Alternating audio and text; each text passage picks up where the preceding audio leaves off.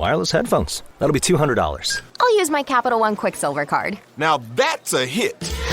You used the Capital One Quicksilver card, which makes you the hero of every purchase. With Quicksilver, you earn unlimited 1.5% cash back on every purchase everywhere. I wanted running music, but unlimited 1.5% cash back is pretty heroic. Good instincts. Every hero needs a theme song. The Capital One Quicksilver card. What's in your wallet? Terms apply. See CapitalOne.com for details. Growing a business brings pressure. It's not easy to maintain momentum and still keep employees engaged. Fortunately, there's Insperity. Their scalable HR solutions help me with hiring, training, HR administration, and compliance while giving my employees competitive benefit options. When my people are able to thrive, my business can adapt and prosper. With Insperity, nothing seems impossible. Insperity, HR that makes a difference.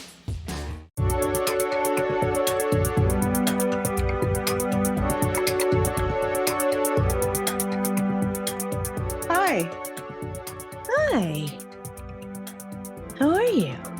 I'm okay. How are you? I'm good. You sound like you're alive, at least. Yeah, I'm getting there. Oh, there it is. I heard it. Yep. You'll be seeing me muting every now and then. As you hack up another lung? Pretty much. There's like nothing left to hack up or get rid of, it seems like. You sounded in a bad way when we talked the other day. Yeah. Like it was bad. I mean, I could have sworn I had the flu or COVID, but nope. Just a really bad cold.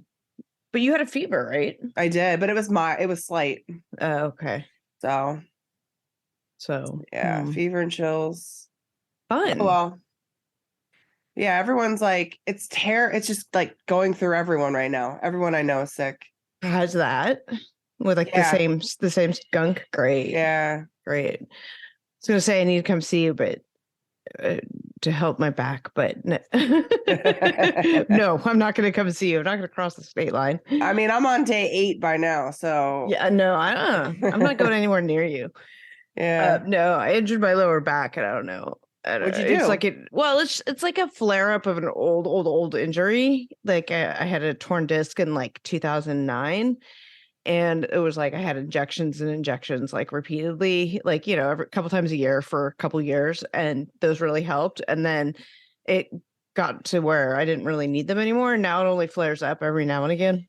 And I was rearranging things in my home office the other day, which is where my Peloton is. And I moved that.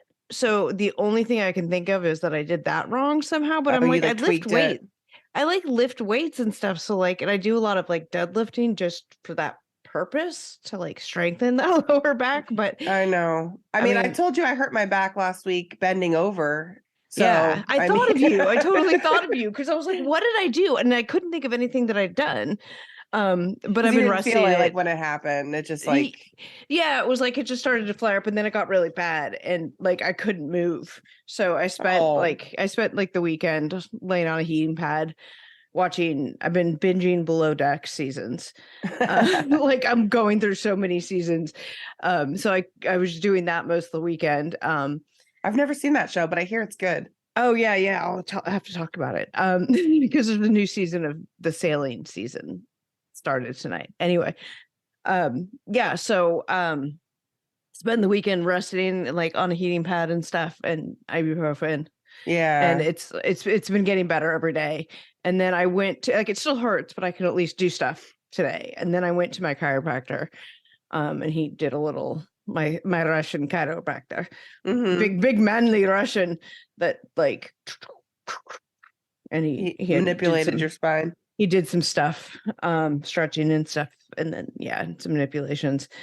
And it's definitely getting better, but I was just on the heating pad and stuff. So I should be good to go. Oh yeah, but I don't know what it is, but it's one of those things that like acupuncture would totally help. Yeah. I'm sorry I'm not closer. Yeah, well, I'm sorry you're sick. Yeah. Otherwise I'd come out there and hang out. It's all good. Yeah. It's been a while since we've recorded. It has been.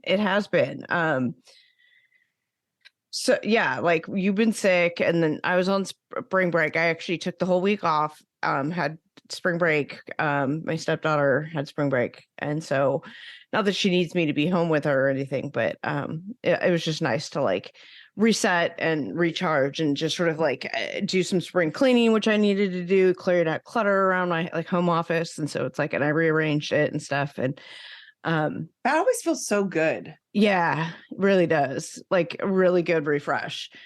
So I did that, and then hung out with her some. Like we went to the immersive Van Gogh exhibit in DC. Oh, how was that? It was really cool. It was really cool. I kind of wish it was like more for what you're paying for, but I mean it's not super expensive. It was like $40 for an adult, $20 for her.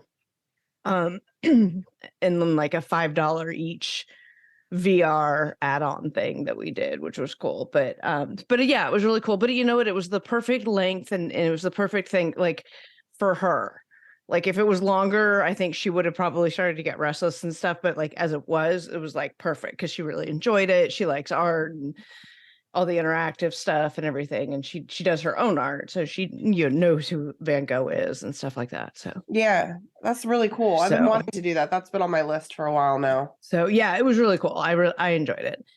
And then yeah, and did all that like spring refresh. And then my kid came home this weekend. My kid came home unexpectedly for Easter. But not that like we're religious and celebrated, not that his girlfriend's family is religious, but it worked out that they both came home. So I got to see them. So that was good. Yeah. That was nice. Got the kids, decorating. We did Oreo shaped eggs, like egg shaped Oreo decorating thing. Instead of decorating and hiding eggs, they just decorated cookies. It was like my forced family holiday. Did you find those at Sam's Club? Because I saw like an Oreo decorating kit. I just got them at the grocery store. Okay. I was like, this looks good. My local Wegmans. My problem is I would just eat it. Like I wouldn't even decorate, or I would like well, I did buy Oreos also, which I just finished off. And Oreos are delicious. They are, but I can't get back on them. I was in a bad way with those. So yeah, Easter's over. I'm off the Easter candy now. I have to be back on my bullshit to like get my gut health back to normal. Right. Well, as normal as it can be. Speaking of gut health. Oh my God. Someone has the green apple splatters over there. Oh my God. All day, my stomach has been really bad. See, okay, what had happened was I can't smell or taste anything, and I had scallops in my fridge, and I didn't think they were bad. I wouldn't have eaten them if I thought they were bad because they had been cold and maintained at the proper temperature, I think, and everything. But it's the only thing I can think of is that I ate the scallops yesterday, and all day I've been sick to my stomach. So interesting. Yeah. Well, and the thing is too, I didn't eat any Easter candy really because I can't taste anything. So it's not even worth eating not candy. Even worth it. Like what? Right. Yeah. So I'm like, well, let me just eat these scallops for protein. Eat these scallops. You cooked them, of course. Of course I did. Yeah. Yep, they were cooked. Oh well. Yeah, so I've been, as I mentioned before, I've been binging Below Deck seasons, and this is a show like I used to watch it, like the regular one of it, and then kind of like fell off after a couple seasons, and just as you float through TV shows, right? Yeah, and it was on the other day or something recently, so I caught like a couple episodes of a particular season and never the rest of them. So I'm like, oh, I wonder, during my spring break, this is what I did. Part of what I did is I put this on. So I was like, well, let me find out. I got to find out what happened to Camille. Did she ever get fired? And like, what actually did, what's her name? Rachel, the chef, say to Captain Lee that made them have a falling out. Like I didn't know because I only knew that they had a falling out. And I was like, what is it for? What happened? So I had to go back and like watch the entire seasons of these ones where I'd gotten bits and pieces. That led to me watching finishing season like 9 and 10 of regular, not the Mediterranean, but the regular one with Captain Lee. And then I was told that the sailing yacht one is pretty good, which that's the one that's a new season of starting tonight. So Is that a Bravo show? yes, it's on Oh, Bravo. okay. But I've been watching them on the Peacock app. Okay. So someone told me the sailing yacht one was good, but starting with season 2. So I didn't even bother to watch season 1. I started with season 2, which I watched, and now I'm on season 3. Because a lot of those same people are coming back in this next season that starts tonight. But I don't know their whole backstories because I have a whole season to catch up on before I watch the new one. So this is my below deck rabbit hole that I've gone on. Hi, Hanakawa. Hello. Oh, wow. Can we try that again? Hi, Nope. Hanakawa. Oh. Well then. I'm tired. Okay. But the band's back together. We're all back together, y'all. We're just talking about how, like spring break and everything, just everything that's happening. And my friend Amy had the house fire, and she's gonna come on and do the Love is Blind stuff with us. And it's just like there's just been a mess. Just been a mess. Mess. Is she okay? Yeah. She's Good. okay. Everybody in the house was okay. Nobody, I don't know who, I can't remember who was there, but it wasn't, all the pets are okay, or everything's okay. Everything's damaged because of the smoke, because it was in the basement, I think. And she can talk more about it when she comes on, but so they had this fire, so they had to be rehomed, as it were, and deal with the fact that they didn't have access to any of their stuff. And then of course now she's got to deal with the repairs and all whatever's happening. I don't know, a lot of stuff happening, but but yes, everybody's okay, everybody's fine, you know, all is good otherwise, I mean, other than dealing with that, everything's fine. Thoughts and prayers. So hopefully she'll be able to get on this week, she said, but we'll see. We will see, but she's gonna do Love is Blind with us, because that show is fucking a train wreck and a half. Are either of you started watching that yet? Which one? Love is Blind, the new season, season 4. No. I have, but I've been watching it at night when I go to sleep. So I'm getting bits and pieces. I need to watch it. It's hard. Like the first couple of episodes I thought were kind of boring. It was kind of meh on like the pods. And then things got like spicy and drama filled after they left the pods, and it got kind of trashy. And so that was cool, but I could only handle it in spurts. Like, so then I had to go, and all of the white women have these vocal fries that drive me batshit, and they're all dumb as fuck, except for like this one girl. And so it's the things that they say and do, and with the vocal fries and stuff, I can only handle it in like small amounts. And you guys who watch it know exactly what I'm talking about. I'm talking about Micah, I'm talking about Arena, all of them. The only one is that like the one couple that's like actually in love. Everybody else is just, oh God. Anyway, so much to talk about. So much. So Amy will be joining us for that. What else? Love is Blind. Speaking of casting in Washington, D.C. And Lexi, pray tell, why won't you sign up to audition? Hell to the no. First of all, the casting is getting worse and worse. So they're just doing it on purpose. They're just literally casting assholes. So I would never want to. Well, I don't want to date anyone right now at all, let alone on TV. Let alone blind. Right. Well, especially now that we know the tricks or their bullshit. Yeah. I don't think I don't know. They just bring in dumb people. Who was the vet last season that was the asshole? The veterinarian? Oh, they called him Shake. Shake was his nickname. God, I hated him. Oh my God. Yeah. Yeah. Oh, here it is. No, that's not what I wanted. Oh,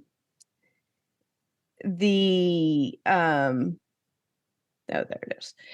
So Love is Blind casting in DC. and there are. It's funny. Okay, so the thing about dating in DC, the thing. There's many things about dating in DC, but and Lexi and I have our own stories of dating in this area. But like one of the things is like dating location wise. Like people who live inside the Beltway don't date people who live outside the Beltway, right? Let alone somebody who lives in Baltimore or between there. Maybe Annapolis. Baltimore doesn't count. Baltimore is just like, that doesn't even count as the DMV. Yeah, but people on the Married at First Sight season that was filmed here, there were people that they were paired up, some like Baltimore and DC.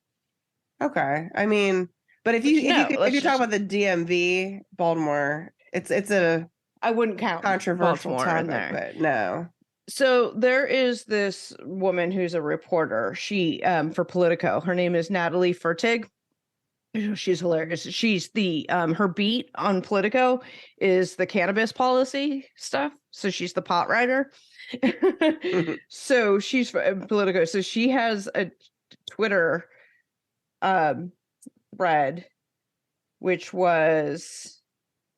Now this isn't real. This is just like her being funny. Okay. Should Love is Blind can't find people in DC because everyone A won't take the time off from their career to find love. B is afraid they might jeopardize their security clearance by going on the show, and or C doesn't want it to pop up when they run for office someday. Someone told the producers the only way they're getting a DC Love is Blind is that they film on nights and weekends when Congress isn't in session, and if they let everyone appear anonymously. More masks. Ooh, could be like a masquerade. Yeah. Just imagining two and then there'll be a contestants. Politician hiding under one of those. That'd be masks. the love is kinky. Oh God.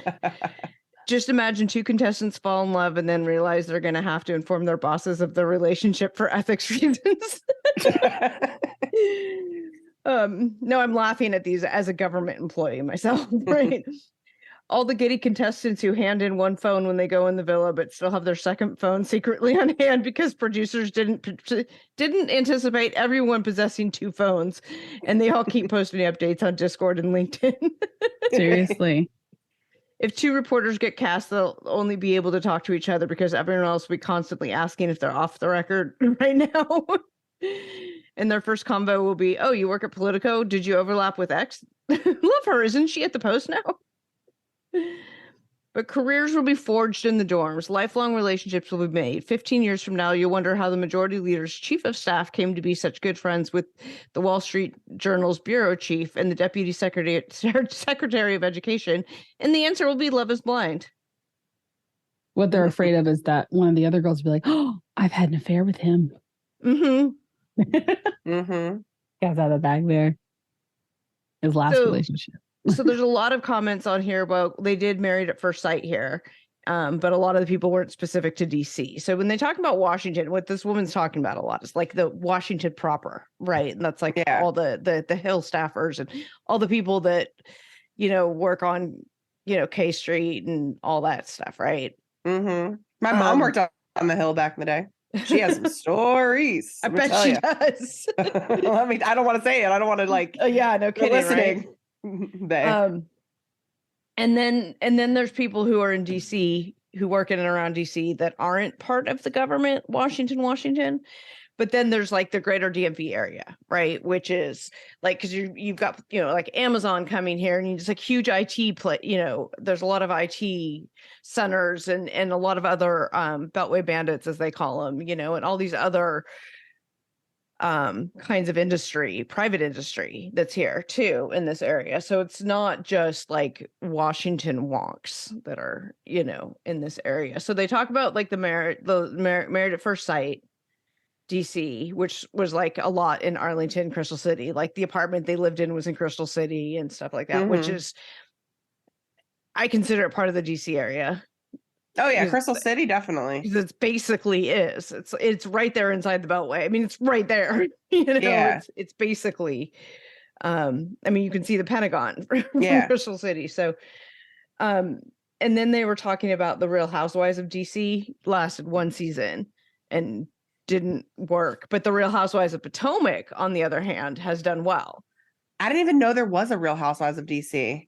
There was one season and it was hijacked by the one couple who crashed the White House. Oh, What the hell? Yeah. I don't remember that. I don't either. I know the Real Housewives of Potomac because I grew up near Right. Potomac and Silver Spring, and so of course Right, I'm paying right. attention to that. But Interesting. Yeah, Housewives, DC, White House. Okay.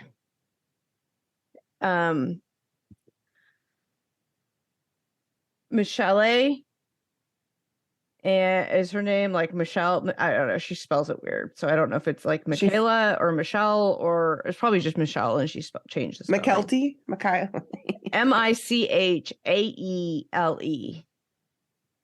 and she was married to this guy Salahi. Was this Tariq Salahi? And they appeared on the show, Real Housewives show. And I don't know, he was supposed to be some, I don't know, some elite somebody, whatever. But there was this big story about how they crashed this White House state dinner. And then they tried to say they had an invitation, and they produced all these weird emails that were basically like him just intruding on people he knew, trying to get invited, but didn't actually get invited. Oh, but my yeah, they God. got stopped at the White House for a state dinner. So in any case, so Love is Blind is filming here in the DC area. I wonder how far out they're going to get people, because here's another interesting thing is watching the Love is Blind season 4. It's supposed to be Seattle, right? But like half these couples are now arguing if they're going to live in Seattle or Portland, because one lives in Portland and one lives in Seattle. So, these people are coming from all over to audition or whatever. Yeah. Instead of getting people from like right in that same area. And then I'm like, you spent all this time in the pods getting to know somebody so much that you fell in love with them and said yes to a marriage proposal, but you don't know whether you want to live in Seattle or Portland until you get out of the pods. Like, that wasn't something you talked about. Well, here's the thing about DC too. So, I don't know the statistics, but so many people in this area are from other areas. They moved here. And so who knows where people are going to end up? They could be here temporarily. They could be here, whatever. So that'll be interesting. And I will guess, my guess is there's going to be at least 2 people from PG County, 1 person from Montgomery County, at least 1 person from Montgomery Arlington. County. Yeah, 100% somebody from where you are, Arlington, or right around Arlington. Alexandria, and they're going to film him in Old Town, regardless of where they live in Alexandria. Because they're always going to say they like make it look like they'll get an Airbnb. They're going to film in Georgetown too, I bet. Always. Yep. We already know. Just call us production. We got you. We know this already. We know what's gonna happen. Paddleboarding and they're gonna take in a Nats game. There's gonna be a Nats game. They're gonna have drinks on rooftops. So like, this is what's gonna happen. There's gonna be all of these buildings that just went. My office is right next to the stadium. And so I've been watching. We were one of the first buildings to go in the area, right? And so there was nothing around, and except for like the stadium, the Nationals Park is right there. That was it. It was like the only things. And then we've been watching as all these other buildings have been going up. And what do they say is the Washington D.C. state bird is the construction crane. I've never heard that. So. But all these buildings, but they're all these like really high end, like, condos and townhouses and, these really, really high end places. We're talking, $800,000 to over $1 million for a 2-bedroom, like a 2-bedroom condo and stuff. But they all have these like great rooftop decks, and there's these great restaurants, and it's all this, up and coming, blah, blah, blah, blah, blah, revitalization of the waterfront area district. It's really cool. I mean, it's really cool seeing all these businesses and stuff going in. But they're going to do like a dinner, the whole group is going to have dinner there, and they're going to see the game, and they're going to have the fireworks. Cause there's always like a baseball game on the 4th of July. So these are going to be the dates after the pods, and the pods are built in a warehouse somewhere. So plenty of space for that. That's probably out in like Loudoun County or some shit. Yep. whatever. Yep. Whatever. And nobody's gonna make it. No couples are gonna make it at the end. None, because there's just gonna be a bunch of clowns. Just a bunch of clowns. But you and I have dated in this area, and it's interesting. You know, it's horrible. Yeah, I mean, I haven't Yeah. dated in the DC area in a while, but well, yeah, I mean, I'm part of all the groups, so I hear and see everything. So many people are military too, and they do, you know, everybody says they work for the government, but 90% of the people can't tell you what they do, like, because they literally do something secretive. Well, and then So it's like- the other part of them say they can't tell you what they do because they're just bullshit. Yep, Because exactly. they think they can get away with it up here. You know, Yep. I mean, I haven't dated here in 7-8 years or whatever it is since I since I met had our life mate. Mhm. Well, no, that's not true. I did date. We broke up for a summer, and during that summer, I tried to date. Was it horrible? It was awful.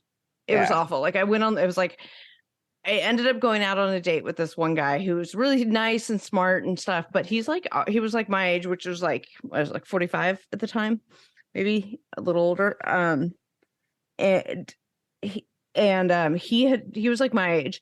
Never had a relationship longer than 6 months, which Interesting. at our age is kind of a red flag. Like, yeah. and he worked in IT, which is normal. He lived in Arlington, duh, and then he like kissed me goodnight, and he was just straight tongue. Like it was just like, like tongue. Like I'm like, oh, what? No, it was awful. Ooh. It was awful. Oh. But getting to that point, even just getting to go on a date was excruciating. Mm-hmm. So yeah, it's just, oh God. I was before I got sober, I was a part of a happy hour meetup group in Alexandria in Old Town. Oh, that sounds fun. It was actually a lot of fun. I met a lot of really cool people. I mean, it's too bad I was a raging alcoholic in the height of my addiction, but and couldn't have appreciated it. But like it's true the networking value of that. But anyway, it was my way to be social, but also still drink the way I wanted to drink. So there you go. Woohoo! Anyway. Now that we know dating is that awful. What? I said dating is that awful. It sounds like New York, but like less romanced. Because New York is like going and finding love in the city, and DC's like, are you a politician? Right. Who do you work for? Who do you work for? Yeah, who do you work for? What party are you affiliated with? What can you do for me? Thing. Yeah.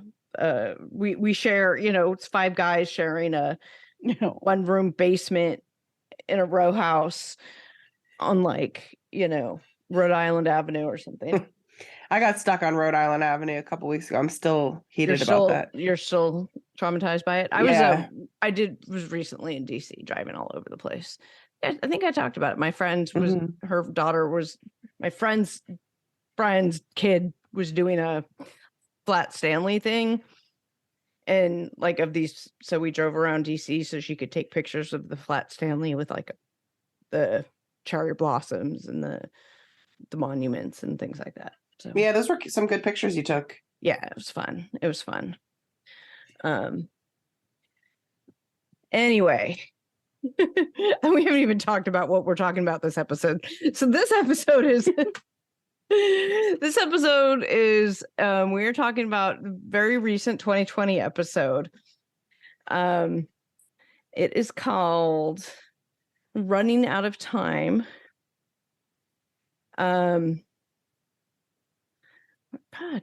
Okay, Running Out of Time is on 2020. It's about the death of Lauren McCluskey. And it is episode 45. No, season 45, episode 25. So I was like, damn, 45 seasons of 2020. No, 25 seasons, episode 25. No, season 45, episode 25. Yes, that's a lot. 45 seasons. I love it. It's a lot of 2020.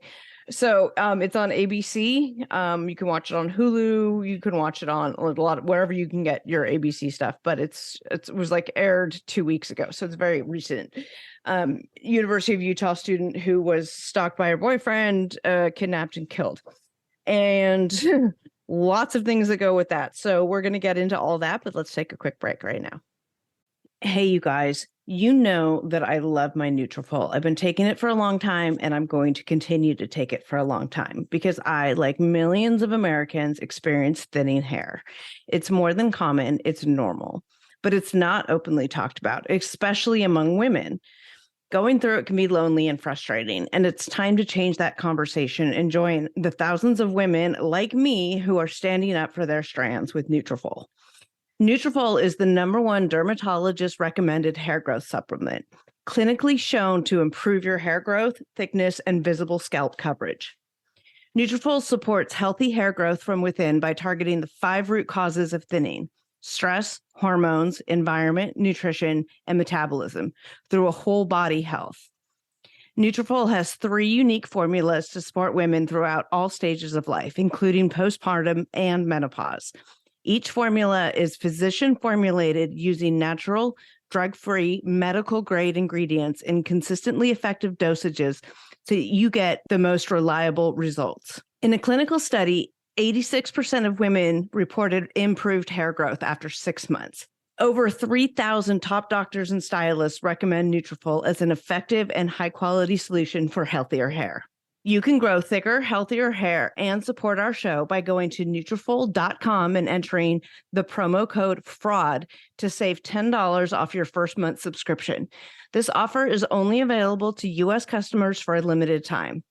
Plus, you get free shipping on every order. Get $10 off at Nutrafol.com, spelled Nutrafol.com, with the promo code FRAUD. This episode is brought to you by HelloFresh. With HelloFresh, you get farm-fresh, pre-portioned ingredients and seasonal recipes delivered right to your doorstep. Skip trips to the grocery store and count on HelloFresh to make home cooking easy, fun, and affordable. That's why it's America's #1 meal kit. HelloFresh takes the hassle out of mealtime this spring by delivering pre-portioned ingredients and easy-to-prepare recipes right to your door. Skip the checkout lines and get outside in the warmer weather because HelloFresh has your dinner covered. April is Earth Month, and HelloFresh is always committed to a cleaner planet. On average, HelloFresh meals have a 31% lower carbon footprint than the same meals made from supermarket ingredients. Plus, nearly all of HelloFresh's packaging materials are curbside recyclable in most areas of the United States. Good food is too precious to waste. HelloFresh's pre-portioned ingredients cut down on your food waste by at least 23% compared to grocery shopping, which is good for your wallet and the planet. Personally, we use HelloFresh nearly every single night for dinner at our house. There is just so much going on at Casa Defrauded with everybody's schedules and hetero life mate working weird hours because of his weird work schedule and school and activities and things like that. Having the HelloFresh box and ingredients is so easy. I can just pull a meat out of the freezer in the morning and then pull a bag out in the evening, and just whip up that meal. It's super easy, super tastes good. We love them. We use them all the time. And you can too. You go to HelloFresh.com/Fraudcast50 and use code Fraudcast50 for 50% off, plus your first box ships free. That's HelloFresh.com/Fraudcast50. If you use code Fraudcast50, you get 50% off, plus your first box ships free.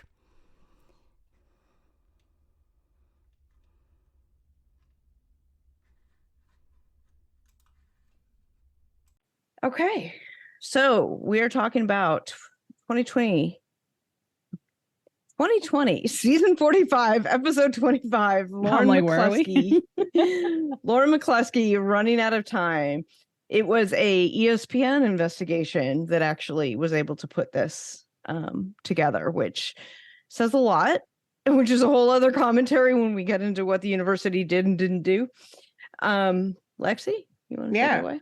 So Lauren was a track and field athlete at the university who passed away at the young age of 21. She was also the victim of an abusive relationship. And it wasn't physically abusive, but at the end, he ended up murdering her, unfortunately. But she was stalked, harassed.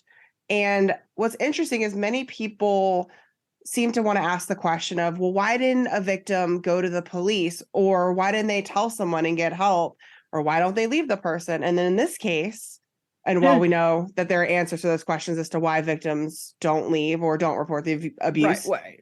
Very valid reasons. Right. In this case, she did. And unfortunately, she did all the things. She left the guy. She did things in public. Right. So she did all of the right things. So what more could have been done? And this episode dives into who failed Lauren and what could have been different. What could have been done to change the result of what happened. And it's really interesting because the suspect, well, not the suspect, the guy, we know who did it. He has this whole other backstory, right? This whole criminal history. And they talk with the cop from the task force that handled that, and how like that was handled right up until a certain point, and then it fell apart and stuff. Yeah. And what's interesting is we were just talking about dating in DC and just dating in general.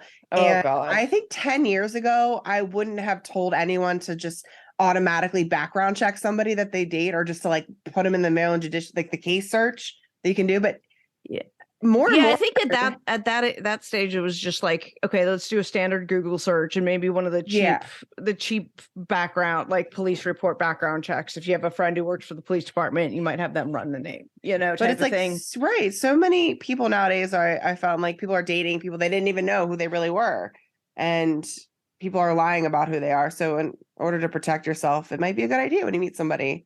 Yeah, and we'll talk about all of that stuff all along the way. Yeah.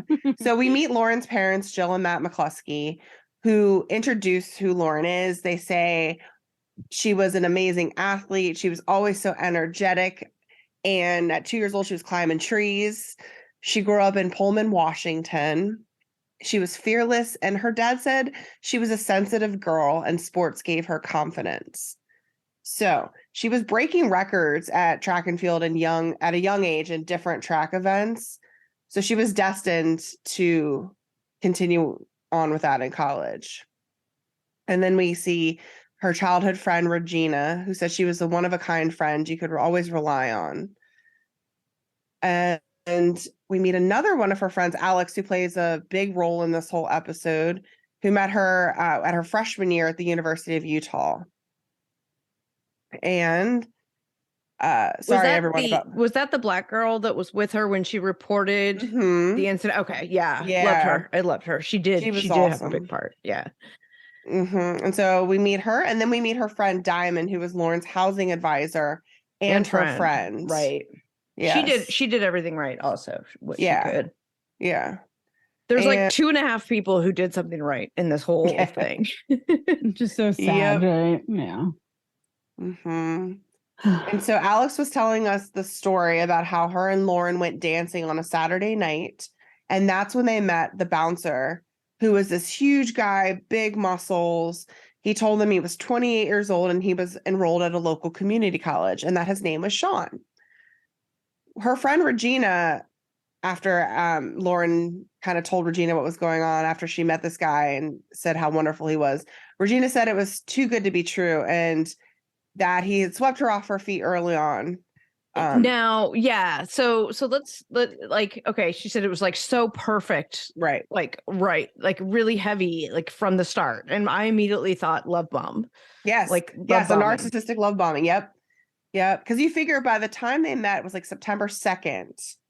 From the time she died, which was like at the end of October, that was it. She ended it after a month. Yeah. And half of that time she wasn't even like physically with him because like it was like spring break or whatever. Remember when she went home and he had her car before she'd broken up with him? Yeah, like one of the breaks, yeah. And one of the early on red flags, which Alex caught, was that Lauren said, "Hey, Sean said I could invite a few friends out on Thursday to meet him." and told her what to wear. So that red flag. And that I could wear this jeans and t-shirt or whatever it is. So that's what I'm doing. Yeah. Told me I could invite people out to meet him. Well, immediately you're thinking controlling, coercive control, all that kind of stuff, and what to wear. Okay, so all the red flags immediately, which apparently Lauren picked up on too, because she tries to end this thing. He kept calling her, and she told her friend she had to answer right away. And of course, it's because he had, previous insecurities or current insecurities from previous relationships. Right. Another big red flag. Right. Which I think is a lie anyway. But he's just controlling. He just wanted to make sure he knew where she was. Yeah, exactly.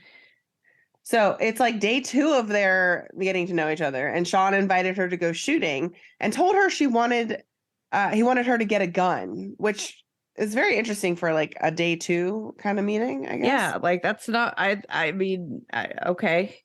I think I had like noodles and company on date 2. I didn't have Berettas and beer or anything. Berettas and beer. Oh my god. I mean, was it an event at the shooting range? Oh my god. No, yeah. No, they'd do that. They would, like Florida would do that. I mean, I've gone shooting for dates. I love shooting guns, but I know you do, but I wouldn't have somebody on day 2. It was just the way he said it. And he was staying with her at this point in the dorms, which you're not allowed to have people technically stay there who don't go there. So when Lauren told Diamond what was going on, Diamond said she had to switch into professional mode, and she contacted her supervisor with some of the concerns she felt with Lauren's relationship, being that he wanted her to bring a gun possibly to campus. Yeah. And just the way the relationship was turning. She said she wasn't taking care of herself. And the controlling nature of it. Yeah. Yeah. So and then it was what she said, I think it was her or somebody else had said that the fact that he had said something about a gun, about you should get one, and trying to convince her, that was kind of what like pushed it over the edge for them. And it was like, okay, like that's taking it, that's even weirder. Like these other things on their own I don't like, but then this on top of it, that scares me enough to want to do something about it. Like let's tell somebody, because if you're talking guns now we're in a different level. Right. And as we'll find out later on, we know his history and background. Right. It's super scary. Right. So, the falling out began when she found his ID, which he had left at her place or somewhere lying around, which had a different name and age on his ID. So now she's like, okay, red flag. And her and her friend look him up. Like, who is this person? His real name is Melvin Sean Rowland. He was actually 37 years old. And when they looked up his information, he had been arrested twice and pled guilty to 2 sex crimes. Oh, by the way, he's a sex offender. Like, oh, by the way. Right. Yes. One was with a minor. Yeah. So they find this out, and she, at this point, makes the decision, okay, that's enough, right? Like, so they decide she's going to break up with him, right? Am I right on the timeline of this? I don't want to jump ahead of where you're at necessarily, but. Well, she was, contemplating it. Yeah. She was at first making excuses. Like, he was making excuses to her as to what the sex crimes were really about, of course. It was just somebody at a party and, blah, blah, blah, blah, blah, which, no, I'm sorry. Right. There's no. Mm-mm. Meanwhile, she had loaned him her car while she went back home to visit her parents. So they just started dating, and she loaned him her car, which, red flag, he doesn't drive. Well, maybe it's a red flag to some people. To me, it would be to be that old and not have a car or drive it. Like, why? And also, she's loading him her car. I don't let anyone drive my car. Right? Like, that's. My husband can drive my car sometimes. I've let my son drive it, but. Yeah. You let us very small group. I'm sure that you're very close to your husband and your son. My husband, my son. And it also has GPS on it, so I can track it on my phone. So I know exactly. But it's also a hybrid. And so its gas mileage will save my son money on gas. Right. You're such a good mom. Rather than his SUV. But I digress. Anyway. So on October 10th, 2018, Jill, who is Lauren's mom, calls the University of Utah police to tell them she doesn't want her daughter going alone to meet Rowland to exchange her car. And campus police call Lauren just to make sure she feels comfortable in that situation with, meeting him and if they wanted another officer there. So she says, yes, I would like somebody there. And I should say that Jill did tell the police that she had recently found out about his sexual crimes background. Yeah. So, which, by the way, I watched this episode with the knowledge in my history that 30 years ago I was a police dispatcher for a university police department. So seeing this episode and seeing what happened, I'm just like, eh. I mean, it's not like I can say like, oh, we would have done it better or whatever. I mean, I have no idea what any of the individual officers would have done or detectives would have done. And it was 35 years ago that I worked there. Like, it was a different time. But so I can't say that, but I can say at least the way that the dispatchers handled it, I felt like they at least listened. I mean, they can't do much beyond that, but unfortunately, so. But yes, so I was like, oh, okay. Yeah. So immediately after they exchanged the vehicle, Lauren started receiving text messages from different numbers. And that's when she broke up with him, right? She had already broken up with him. Yeah. Yeah. And they were saying weird things like he was in an accident and that he died in some of the messages. And then others, it was him texting her. And her mom, From Jill, his known number. Yeah. Right. Yeah. Just a bunch of weird shit going on. So Jill said that he was good at making spoof numbers and manipulating social media. She didn't get into a lot of the details about the social media, but as we know how crazy people can. It's easy to, like, Hanakawa, I think you've told me about this, right? Like the Google numbers and stuff. Like, you can voice over IP or whatever. What is that? What are you talking about? A VPN? You're the young whippersnapper of the group. What is it? The with like you can use your phone through Google to do the Google numbers and it disguises your number, gives you a different phone number. That's just a Google number. Like you can do. She's like, yeah, that's just normal. Like, what are you looking at, Grandma? There are apps that you can download that you can. I mean, there's all kinds of, there's apps where you can get a fake number if you want to. But like if you do Google Voice, it will use your phone connection to dial, but it'll dial the Google number instead of your personal number. If that makes sense. Yeah, you have to explain all this. You'll go into the Google Voice, Google Voice app, right? And you have a phone number because you've linked that to your Google Gmail account. Hopefully you're smart enough to not link it to your personal account. If not, God save you. I can't. And then when you use it, of course, since Google isn't a phone service, it tandems with your phone. So you're using your phone service, and then the number comes up as, I mean, it's not foolproof. It's just like if you're not wanting to give your number away to people, you could do the Google Voice. But she already fucked up by letting him over at her dorm. Right. Like, well, I guess okay. But my point being, I was wanting you to explain that to the old folks listening, that there are all these different ways that you can use your own phone to make it seem like it's coming from a different number. Right. Yeah, like all these apps that's, and things like that. Yeah. I mean, that's a normal thing that can happen technology wise. People do that all the time. So the likelihood that it was just him, and I say this because of what the officer fucking thumb up his ass later is like, well, we don't know that it was him doing the extortion. Yeah, well, we probably would if you had fucking done any kind of search warrant. Like the detective had actually done any work and gotten search warrants on the phone numbers and then you could have tracked it all to him. But nobody did a goddamn thing. Anyway. No, everything he said contradicted himself. But anyway. Yeah. So she decides to call the university police and is telling them, hey, I'm being contacted by these different numbers and harassed.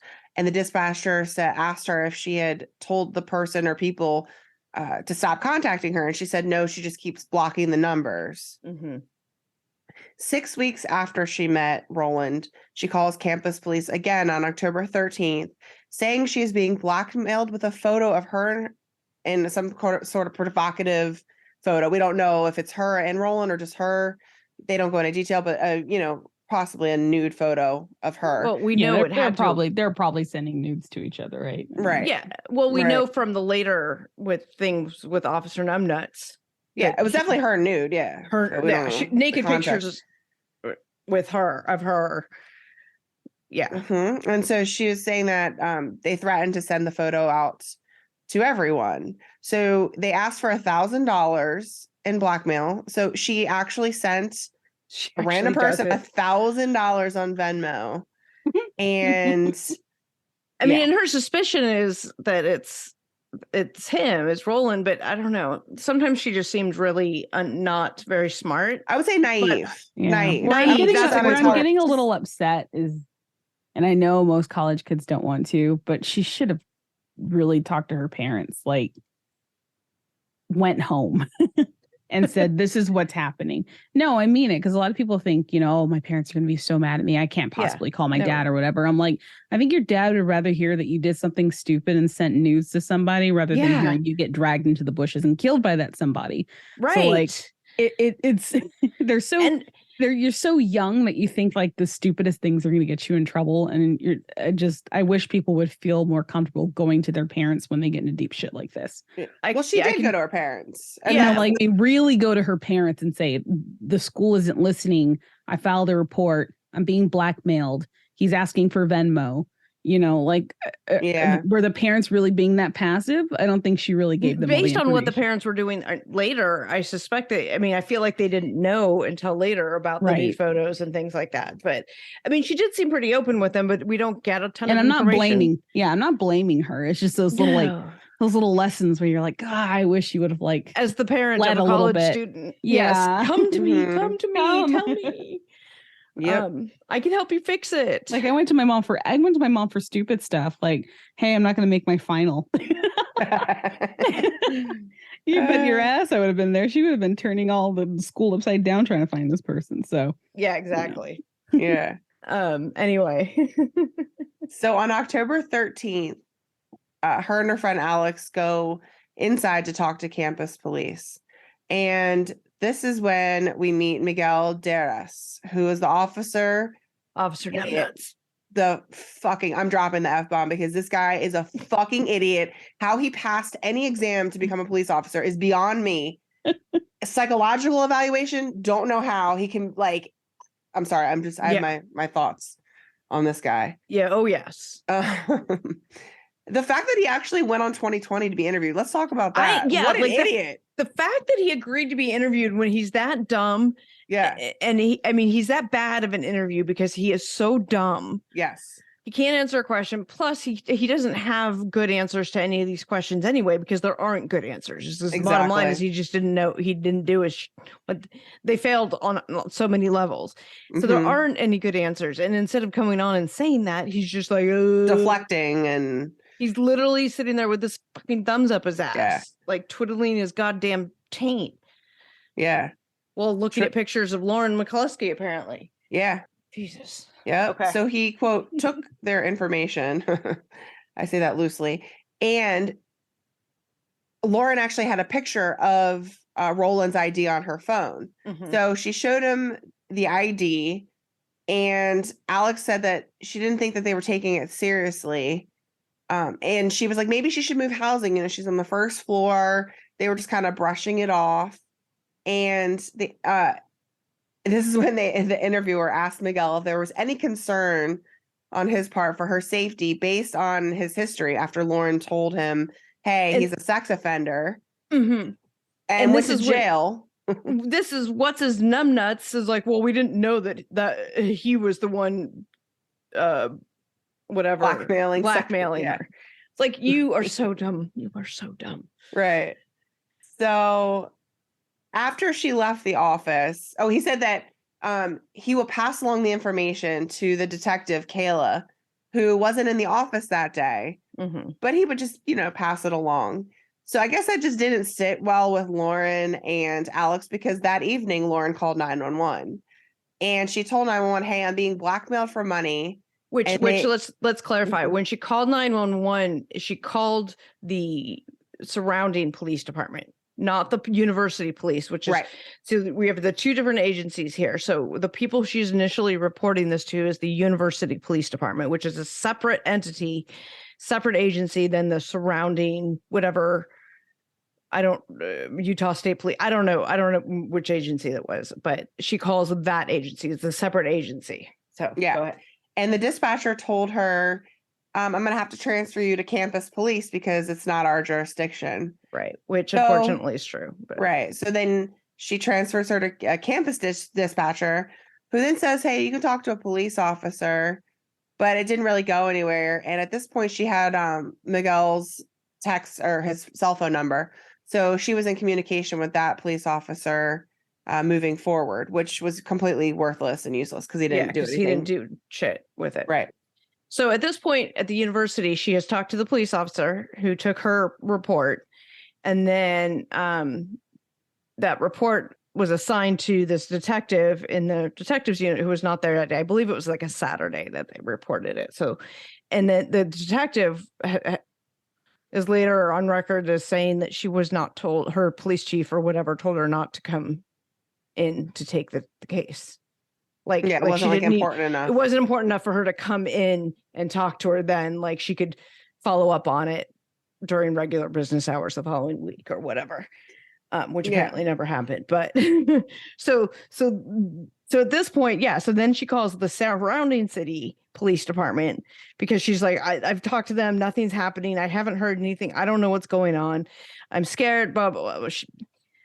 And you know, that dispatcher just did what which was just get her, you know, we can't do anything because the jurisdiction you live on campus, the agency of where you live has to be the reporting agency to handle it. And so then, so at this point she's talked to all these people, tried to explain what's happening. And then meanwhile, the documentary is showing all this surveillance photos or a video of like her coming in and out of her dorm, like to get him, like when they were like things were still good or whatever. Like they're showing this progression of him appearing outside the door and stuff, which because we don't know it, but until later. Yeah.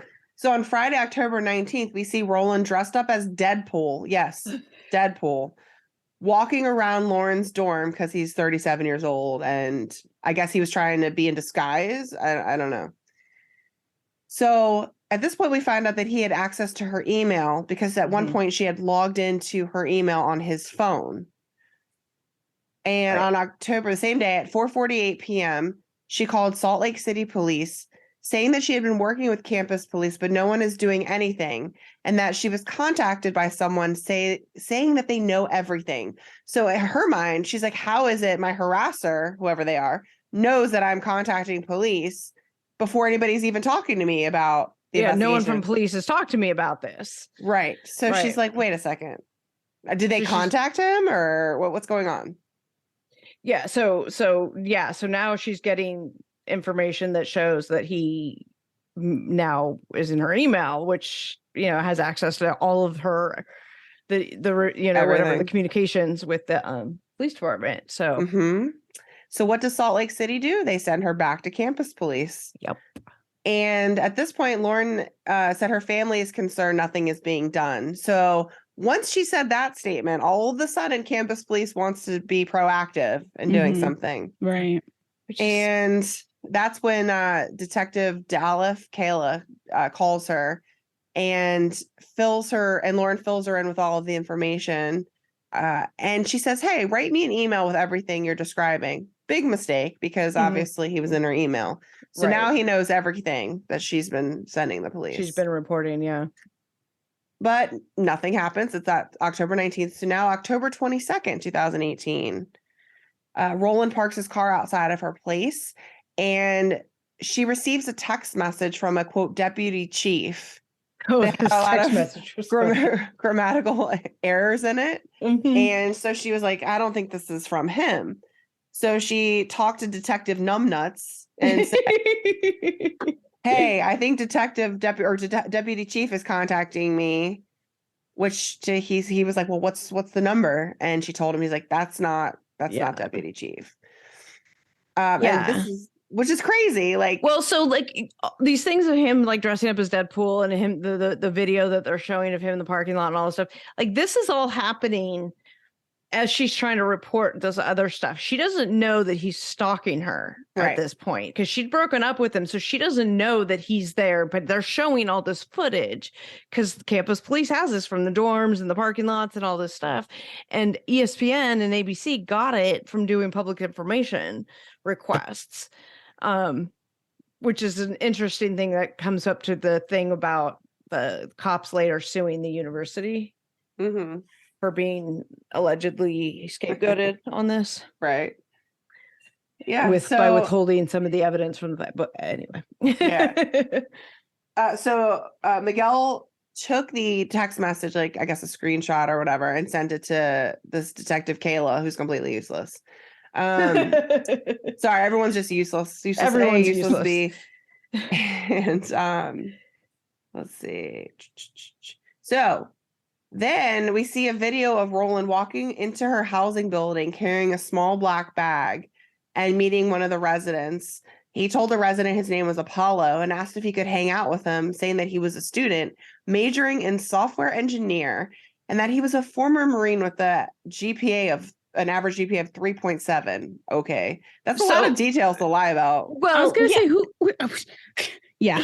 Well, like, okay. Says that?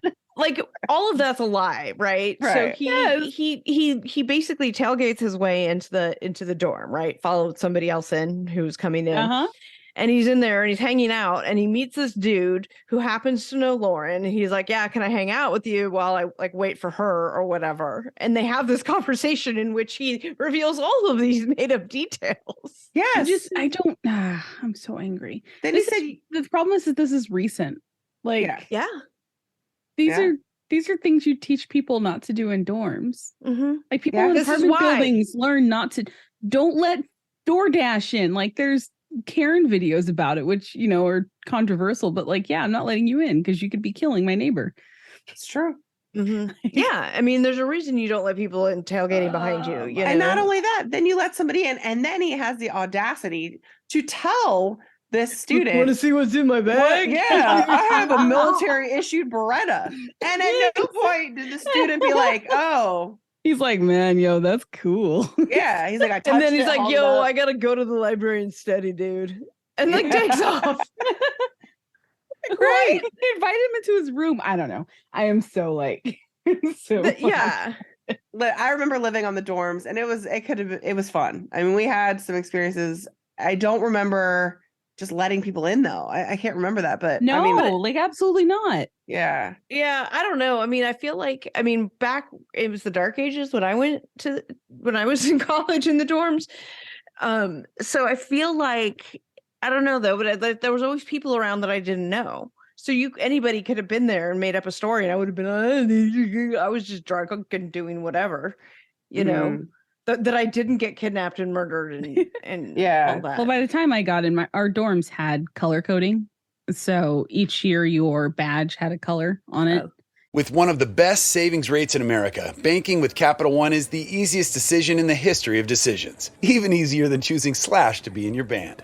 Next up for lead guitar. You're in. Cool. Yep, even easier than that. And with no fees or minimums on checking and savings accounts, is it even a decision? That's banking reimagined. What's in your wallet? Terms apply. See CapitalOne.com/bank for details. Capital One NA, member FDIC. This is the smell of the leftover tuna fish sandwich you left in your lunchbox over the weekend in a wimpy trash bag. Wimpy, wimpy, wimpy! Blech! And this is the smell of that same sandwich in a hefty, ultra-strong trash bag. Hefty, hefty, hefty!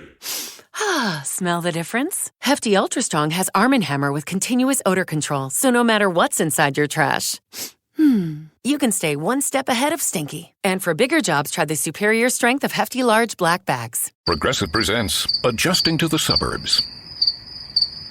You used to associate crickets with silence. But since you bought a house in the suburbs, you know crickets hate silence. If any other creature realized rubbing its legs together made a piercing, high-pitched noise, they might think, maybe I won't do that. Constantly. All night long. Luckily, you can save with Progressive by bundling your home and auto. Now that's something to make noise about. Just not constantly.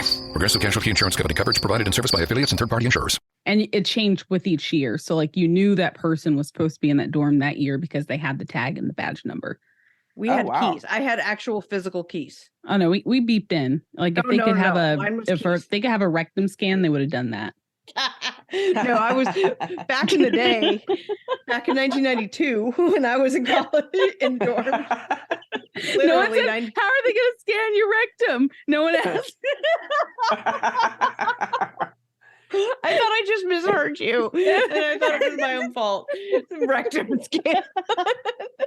Oh my God. Is it bad that I can't even remember what we had? I think it was an access card, but I can't remember. Mm-hmm. No, we had I had an actual physical key. My kid has a badge thing. Yeah, that's what I feel like I had, but I don't remember. That's bad. I only lived on campus for the first year though, so I'm going to use that as my excuse. We'll be right back. And now back to the show. Okay, so let's see. He goes to the library. So then Roland leaves Lauren's dorm building around the time that she's getting out of class. And at this point, Jill was talking to Lauren on the phone. Jill is on speakerphone with Lauren. So her dad or her husband, Matt, can hear everything that they're talking about. And Matt, her father, said she sounded so happy. She was talking about an assignment she had done. And then all of a sudden, out of nowhere, they hear her say, no, no, no. And they knew something was wrong because the phone wasn't disconnected, but she was no longer there. And her mom said she could hear what sounded like her being dragged away. Yeah. And some yelling in the phone. How terrifying. I know. Can you imagine just on the phone with your kid who's happy talking about like, oh, I just finished. I'm getting really progress on my assignment and and everything is great. No. Right. Listen to your daughter It's dragged just off. heartbreaking. Yeah. And it's not like they live close. They can't just like, drive there really quickly. So Right. At this point, Matt calls police and explains what's going on. Yeah. And while he's on the phone with police, someone picked up Lauren's phone that was on the ground because it was still connected to her father on the other line. And was like, hi, I just found this phone. And the stuff spread out. Right. Bag everywhere. And so the dispatcher gets all of this information. They got people calling about the stuff. And then Then the shots fired. Yeah. Shots fired. They start getting calls about shots fired and some screaming.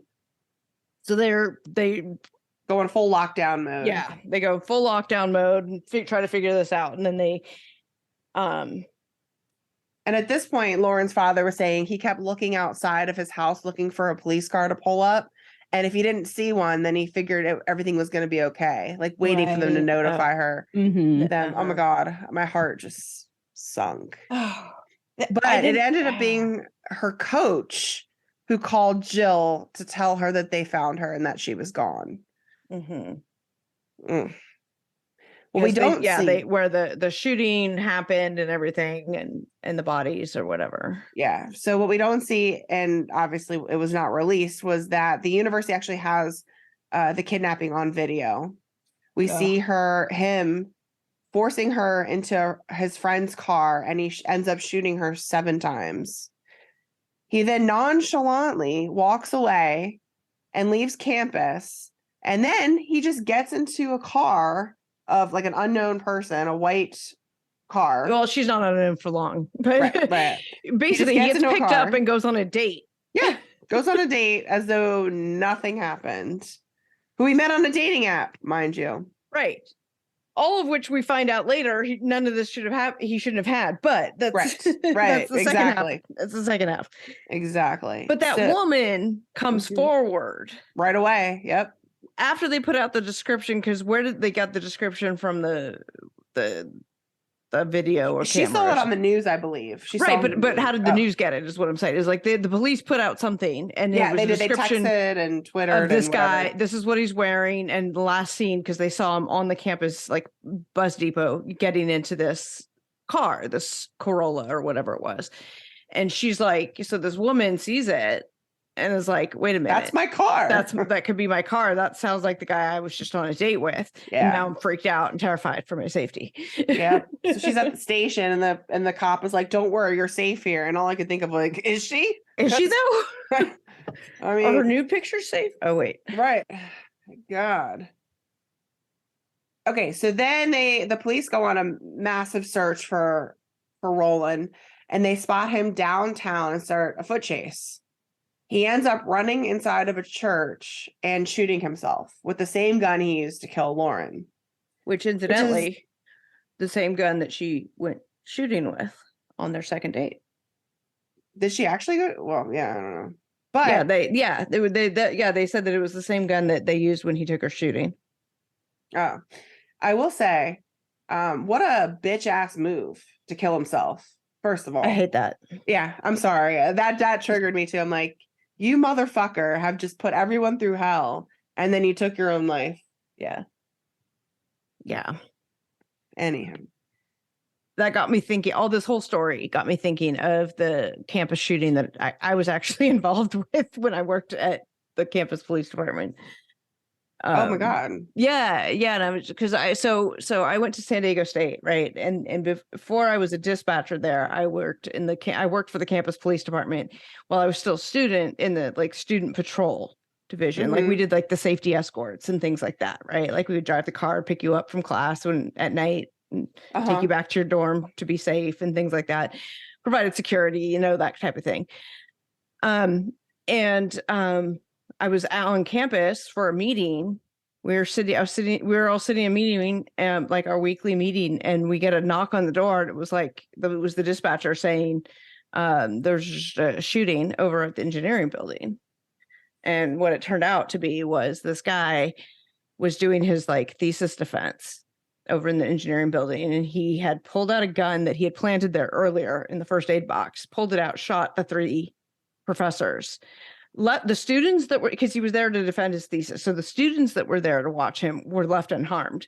But he was he thought that it was paranoid delusions of them out to get him type of thing. Like he'd already been denied once before his thesis. And so it was something along those lines. So he ended up shooting these guys, 3 guys. And so they pop their head in. So everybody goes into activation mode, right? So we all run out there, provide security, and start rolling up tape and and all this stuff. And he's actually the one that called 911. So he called 911 and says, I just killed my thesis board, and then explains it. And so our cops go out there, and it was the summer, so we had minimal staffing because it's the summer of the university. It wasn't that much going on. And so we have a couple cops go out there, and one of the sergeants was in plain clothes, but he grabbed the shotgun from one of the police cars, and they all go running in. And this guy worked in the engineering department, and it was and I guess, I don't know, somehow he had done some technical IT work with the sergeant that I worked with, the police department. So they knew each other. So when our cops got there, he was saying, shoot me. He was basically begging them to shoot him. Suicide by police. Suicide by cop, right? And they kept put the gun down. And then the sergeant was like, hey, you know me. I will shoot you if you don't put the gun down. And he did. He put his gun down and surrendered. And did he actually kill the people? Oh yeah, they're dead. Oh my God, that's crazy. He's serving 3 life sentences in a plea deal to avoid the death penalty. Although it's California, so it would, but whatever. So I just looked up that case right before. Anyway, that's crazy. So as a student security person there, I had to end up working a lot of that, a lot of the exterior, a lot of detail stuff for that, keep security to perimeter of the building and all that kind of stuff. And I was a supervisor. Anyway, so that was the one I was involved in. But that aside, crazy. Yeah. So that motherfucker shot himself. Yeah. And after that all happened, we see her friends and teammates talking about how wonderful she was, and looked like they were doing a memorial service. We then meet a woman that he used to date. Oh, actually, sorry, wait, that's later. But they did mention that they interviewed women that he had dated in the past, and they all said how horrible he was. And so dude gets rejected and then turns around and kills the woman who rejected him. Welcome to dating. Yeah, right? Pretty much. So police then learned that at 22 years old, he sexually assaulted a 17-year-old high school student. And yeah, so now we go into this whole parade of horribles about all the shit that he did. We'll be right back. And now back to the show. We then see the school holding a press conference in which President Watkins from the University of Utah says that this couldn't have been prevented, which Lauren's dad defies logic, says it defies logic, facts, and was definitely written by a lawyer. Which is just like kind of like a gut punch to think that. Was that before or after they commissioned the study that said that, because they had this study that like investigated everything, and it was like okay, what did we do? And then they found all these areas that didn't have like all these areas where they failed, right? From I think like this the was officer to the before. detective and this and that and the other thing. So many ways they failed, but it goes on to say there's nothing that could have been done to prevent this. It's like, what? You just saw all this other stuff that was wrong, and yet you're saying you couldn't prevent it. That's what I took it, but right. So I think could have been me mixing up the timelines on that. No, it was before, because that is when the parents, Matt and Jill, decided to file a lawsuit against the university, because they said that was the only way they were going to be able to get some sort of power and control to be able to see what happened. So when they do file the lawsuit, that's when we get to see all of the evidence. The numerous phone calls Lauren had made to police, which were way more than they even showed on the documentary. Like it was just call after call, it seemed like. And Jill coming out in a press conference saying that women must be taken seriously and believed when they ask for help. They then talk about Roland's background a little bit. So he was, I guess both of his parents either passed away or something happened. He was adopted by a family.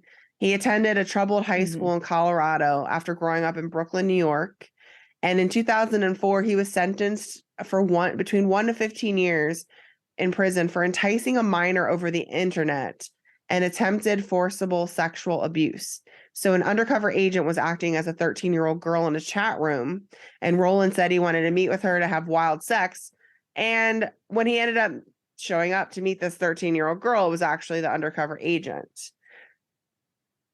In another case, which was what we talked about earlier, he forcibly raped an underage girl who was a 17-year-old and told her she wouldn't have to hear from him again. She ended up going to the hospital for a rape exam.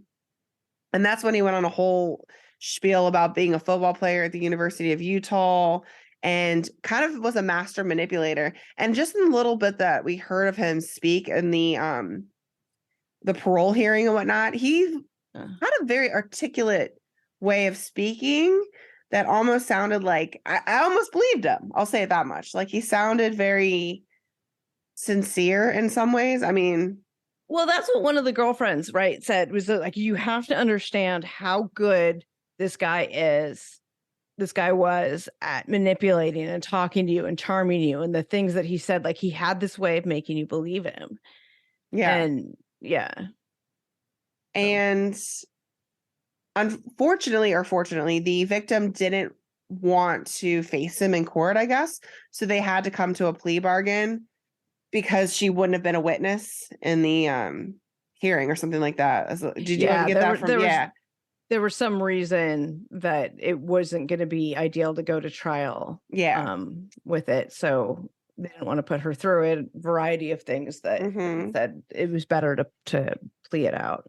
So now we hear from his parole officer, Megan Thompson, who was assigned to his case in 2018. And at the time, she said she had around 70 to 80 people on her caseload, but she didn't know the severity of all the other things going on with him. Like she just knew about the one case.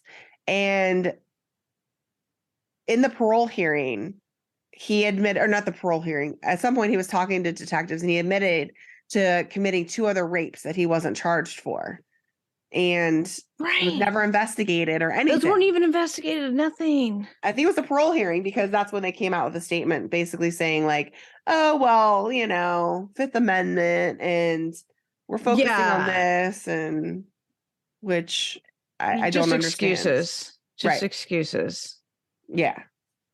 And so at this point, we're up to how many rapes that he's admitted to or been found guilty of? He like said 4 or 5. Well, he said 2 that they don't know about. Then there's the But he was he was up for parole for the other rape. Right. So that's 3 at least. So he admitted to 2 others, not including the one he was already in jail for. And he said he used manipulation tactics to sleep with around 50 people that, from what it seemed like to me, they were like, I don't want to say borderline rape because I don't know if there's borderline, but it was definitely manipulation to sleep with people, whether it be lying. I think he just picked on young people.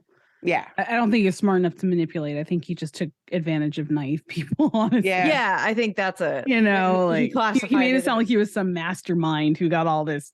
No, but I think it's like sex by manipulation versus sex by forcible rape. Right. Yeah. Like grabbing you in the bushes and force fucking you is one kind of rape versus sexual assault. He took advantage of the situation to get them to sleep with him. Yeah, that's it. Most definitely. But then there are forms of rape that are rape by, manipulation. Sex by manipulation can be, depending on the statute, blah, blah, blah, blah, blah. But yeah, I think that's what it was going at there, was the difference between he was using manipulation. Not that he's a master manipulator, because the guy was dumb as a box of rocks, but walking around as fucking Deadpool. Yeah. Yep.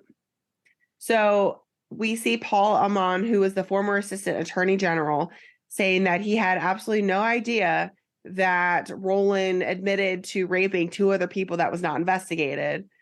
And in July of 2012, he was released from prison. And hearing this, like, I want to call it, it's not an exit interview, but it's an interview that the board has with him saying, I hope you've learned your lesson.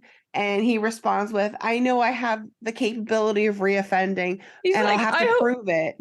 Yeah. He's like, I hope I do too, because I know I'm capable of reoffending. I hope I do okay too. Whee. Right. And so fast forward. I just can't. Listen, I don't want to go on like the rabbit hole of talking about how effed up our justice system is. And we know that Black men especially are imprisoned more than anyone else. Yes, that's a whole other conversation. It's a whole other conversation. But what I will say is, in this particular case, it's like he should have been in prison, like over and over again. Yes. I'm like, nothing to do with the fact that he was Black. Yeah. Right. It's like the wrong things. Okay. Anyways, before I go down that rabbit hole. So in October 2012, he failed to participate in sex therapy. And had links to porn on his phone. So he was sent back to prison. Ooh. Yeah, right? In 2013, he was paroled again and fathered a son. At the time, Kara, who was his ex-girlfriend, talked about her experiences with him and how she wouldn't see him for a couple of months. And then boom, he would show up with like numerous phone calls and text messages bombarding him, which she thought was weird. And one day she saw him throw his phone under the oven and run away from his parole officer when she didn't even know why he had a parole officer. So this guy was serial liar. Well, my parole officer was just here. She's like, wait, your parole officer? What? Why? Yeah. And at this point, he tells police that if he had an agent conducting a field visit, he may become violent. To which his attorney replied with, well, he was just mad at the time. That's a threat. Threatening his parole officer. That's a threat to a government officer. Right. And like law enforcement officer. The former assistant attorney general said, if he's going to threaten an armed parole officer, Lauren didn't stand a chance. Like, I know. You're going to threaten. Okay. So now we fast forward to April 2018. Roland is now paroled for the 3rd time. His parole officer, Megan, said he was arrogant and entitled, and that because of his history against women, she was overly assertive in her role and position. She discovered on his phone he had dating and meetup apps, which is a big no-no. You're not, I guess. He wasn't supposed to have that. Yeah. Right. But she said that there was no way the Board of Pardons would have approved him going back to prison on just that. I get it, but also you're raping women. Like, you're a predator.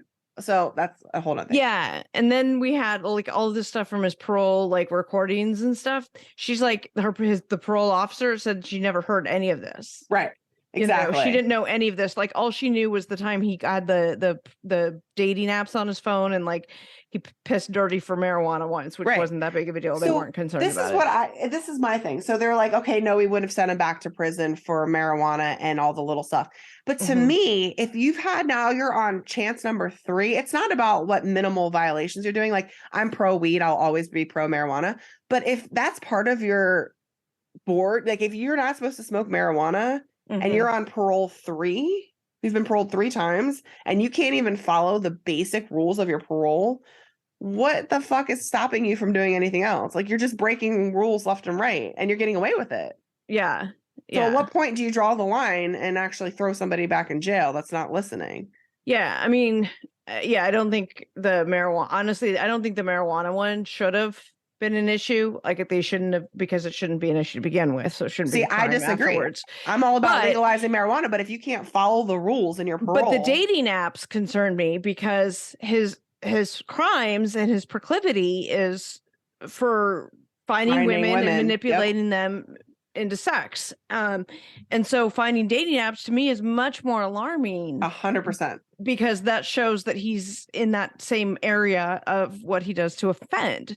That's much closer to criminal conduct to me than marijuana. I totally understand your point. Absolutely. But I wouldn't be concerned about that would be close to a reoffense for him. But dating apps, that's his MO. That's exactly, that's how he commits the crime. Like, and you're like, okay, they're not going to, yeah. And then, so we talk about like gun laws, and I know you and I are complete opposites of the spectrum of guns, but here's what happened. He had his friend, his coworker, buy the Beretta handgun that was used to kill Lauren and then ultimately himself. Yeah. And I don't know what the checks and balances were with that. I have no idea anything about his friend and whatnot. Right. But it was easy for him to get access to a gun. And here's the thing. If one of my friends comes up to me and says, hey, I really need you to buy a gun for me, I'm not going to do it. Like, it's weird. Like, buy your own gun. Yeah. I understand. Like, and that's the Beretta that he ultimately ended up shooting her with, which was the one that she shot on their date. Yeah. Which is just a whole level of. So after all of these things were being uncovered, the university sent the news reporters a letter that included this statement. Lauren's death forced the university to reckon with its dysfunctional police department, siloed campus operations, and incomplete employee training and communication. Okay, well, that's great. That's a little too late. Yeah, which, I mean, it's good. So like they're acknowledging. You got two sets of issues here, right? You've got like the guy and all of his problems and getting paroled, like all these evidence of crimes. Him saying, yeah, I'm going to get likelihood I'm going to go out and reoffend. And he does repeatedly reoffend, and keeps getting out. And nothing happens, right? To him. And in the meantime, he's stalking and doing all these things, this crazy behavior to Lauren. This is all happening within like a month and a half with her, right? Because, it didn't last long, right? So all of this stuff is happening after she broke up with him. And he's stalking her and doing all this stuff. In the meantime, she's concerned about all this stuff, calling the police, and they're failing her end over end, right? So you've got the system failing her in a way that she doesn't even know about. Yeah. And then you've got all the systems failing her when she tries to call. And why didn't she just leave? She did leave. Why did you call the police? She did call the police. Yeah. She warned them. Her friend, her mom called and warned them. All of these things. And she was still kidnapped while she was on the phone, and it's on surveillance. We've got all of these things that happen and get caught it on film, and yet it still happened. Yep. Where were the failures? So then there's this report comes down, right? Yeah. It says all these things were bad. All these things happened that were bad. And that woman still has the fucking audacity to say, but this crime couldn't have been prevented. Fuck you, it couldn't have been prevented. Yeah. It could have been prevented so many different times, so many different ways. I don't well, think then she comes out and she does say that eventually, but whatever. Well, yeah, when they were forced to, right. I think. Exactly. And they said that the Detective Kayla left the university to work for another department, and Dum Dum Miguel Oh said, God, yeah, Detective or Officer Numbnuts. This is when they're interviewing him, and the reporter asks, "Why didn't anyone interview Roland? Like, why did no one actually interview him?" And he just stares blindly, looking confused. That's literally what I said. Looking confused into the camera. I wish you could see my face. It's dark. And then he said he was trained to document information and pass it along to the detectives. And he said that Lauren wasn't even sure if it was him. It could have been his friends. And I'm like, this guy needs to just shut up because he's just sounding really stupid. I don't know why he agreed to do the interview. Like, he's got to have a lawyer because he has these lawsuits that are filed against him and then lawsuits he's filed against the university. So he's got to have lawyers involved. Right. What lawyer allowed this to happen? I don't know. Because no. Well, then they ask him, did you check his parole status when you were looking up his ID and his information? Because had he had known about, that the fact that he was on parole, then this probably would have ended differently. And his parole officer would have found out about it, Megan. And he said he didn't know how to do that, basically. He had never run it. Yeah.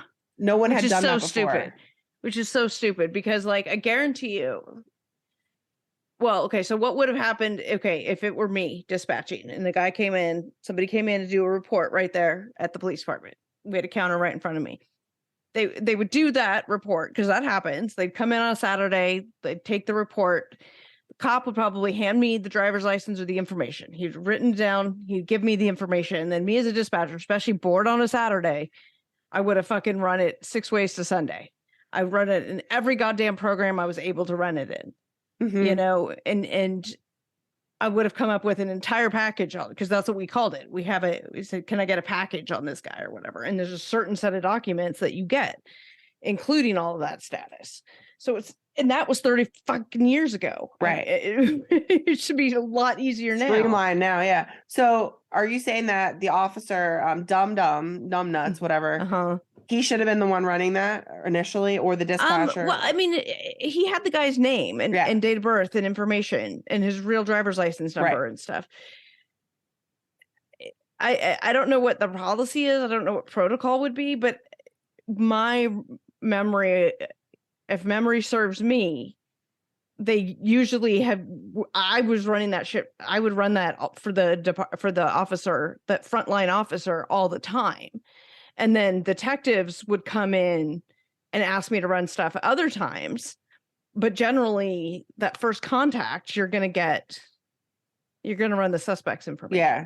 I mean, I would do so at the request of the officer. Otherwise, I wouldn't know what the information was. The officer gets the information because what's the suspect information? Here's his name. Here's his driver's license number. Here's the picture, A good officer, an officer with half a fucking brain would have given that to the dispatcher just for an initial package. You're not asking the dispatcher to run fucking search warrants on, IP addresses and stuff. You're just asking for a general package, which is like their driver's license information and history. Do they have any wants or warrants? Do they have, is there a parole officer? There's all these systems that you can search in. Yeah. And find their history. It's just basic information. Officer Numbnut said she hadn't reported any fear, so he didn't have any concerns. And I'm like, what planet are you on? What the fuck planet are you on? So she also sent Numbnuts the images that were explicit, and that way he could share them with the detective. But of course, as we later find out, he showed his coworkers and law enforcement people. Yeah. So he had Officer Numbnut says, okay, you got to send me these pictures, whatever, all of the screenshots, everything. Also the pictures that she was being blackmailed with. Right. Which as a victim, you that trust. Makes so sus. Yeah. Which is sus to begin. I don't think it's suspect because if you're sending, well, I mean, I wouldn't ask for the nude pictures. I would say, give me an idea of what these nude pictures are depicting. And then the detective can ask for them if they need it. It might be evidence, but maybe she can get what he was sending, and then they can ask her, "Hey, is this a picture that you sent him?" And then metadata. Why did the actual photos of her naked need to be sent? Right. Yeah, I don't know. Yeah, that's no. Yeah. And so he did what officers do, and I'll tell you in a second. Another story time with Kat. Why I know this from my police days, but Yeah, so he takes these pictures and he shows them to his fucking all his friends. But okay, so this is back in my day.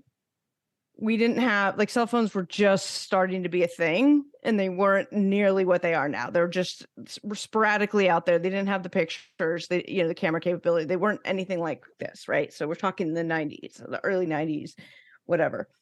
But the officers, when they would go to crime scenes, they would take pictures, and the cops were often they have their Polaroid cameras with them. I don't know what they use now, but they had Polaroids then. And Holy crap. This is why I know this. So I was married. My first marriage was a cop. He was a cop for the San Diego Police Department. And I would occasionally do ride-alongs with him or whatever, but I also know because I was married to him, right? So he would take pictures at crime scenes, and then they keep them. They take a few extra shots for themselves, and he kept it in this thing he called a box of death, is what he called it. So it's like all these like dead bodies and evidence and all kinds of things, pictures of guns, whatever, all kinds of random Polaroids of shit in his box of death that he kept with him. Huh. Yeah, nice, huh? No, I'm thinking that cops do that. It's crazy. Even I was an EMT firefighter for a while, so and I saw a lot of shit, but I never ever thought, let me just hold on to this memory. You know what I mean? Like I've done CPR probably like 5 or 6 times in my little short career of volunteering, and I've seen dead bodies. I've seen a lot of shit, but at no point would I Never want once did you think to also take a picture? Yeah. But I don't. I mean, I know take a the picture job to put in your box that you keep with you. Is I don't know.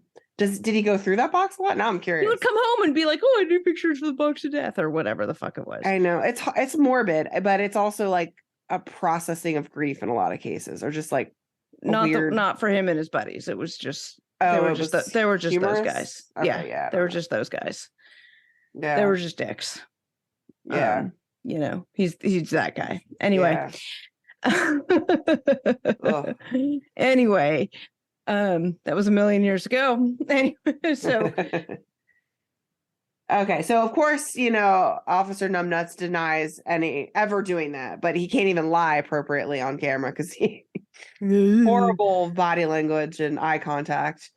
Because what came out in the report, so they done investigations into this allegation, right? Yeah, that he was showing his friends, and one of the things that came out was that they were at the crime scene of where her body had been found. So they were there with her body, and one of the guys said, "I wonder what she looked like alive."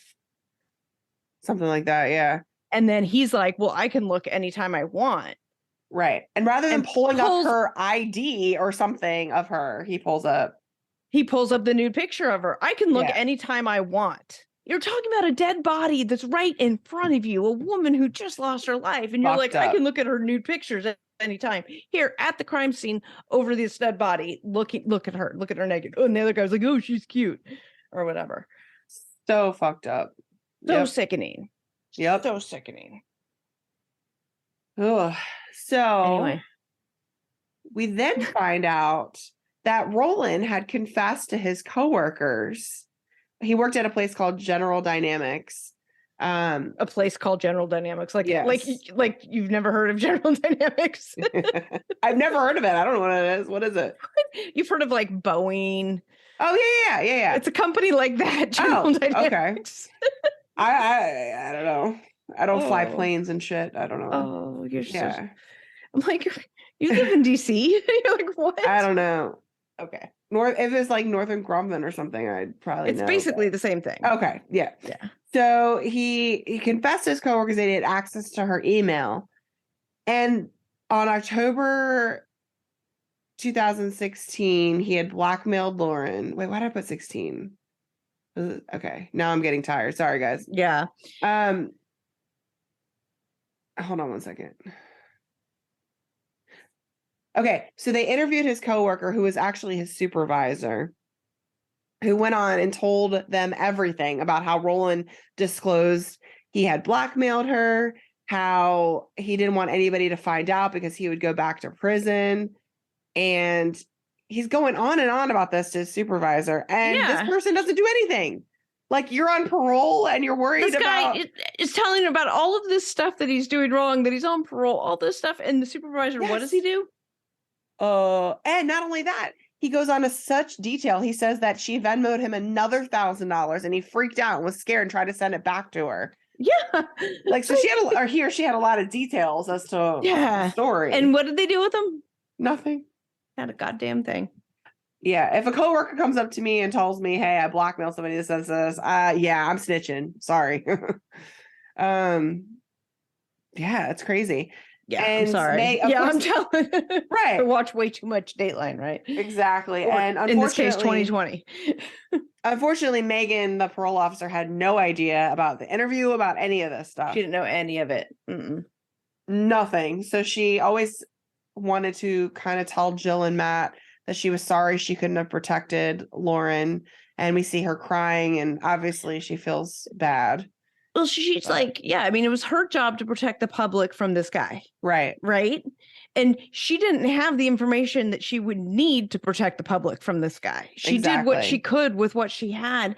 And she wasn't able to protect the public. She wasn't able to protect Lauren. So she's understandably upset, unlike Detective Numbnuts or and Officer Numbnuts and Detective Numbnuts, because she's didn't do shit either. Exactly. And so there's a lot of failures on a lot of different parts. And when Lauren's family decided to file a lawsuit against the university, they settled for $13.5 million, which they used the money to start a foundation. Right. Yeah. Which includes campus safety, animal welfare, and amateur athletics.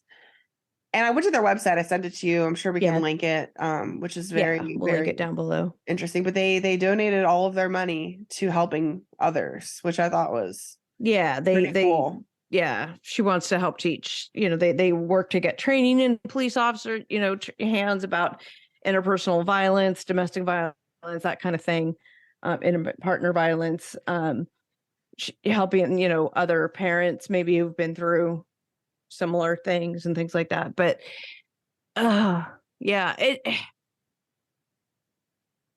there's so many things about this case that could go off in a million tangents. There's the dating, just here's the guy who gets rejected goes and kills the woman. I mean, that happens so often, right?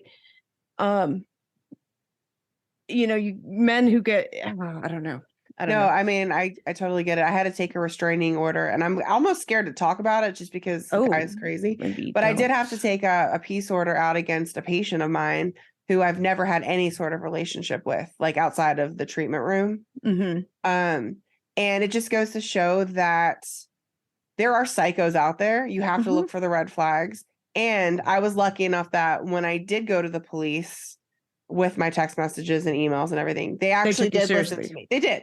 And they told me right away, it was like midnight, go to the commissioner's office and file a report right now. But I felt supported, and a lot of people don't. Yeah. Yeah. And there's I think it was a podcast that they were talking about this episode that's called Listen, which, makes sense. Cause it's like if they had just listened to her, Yeah.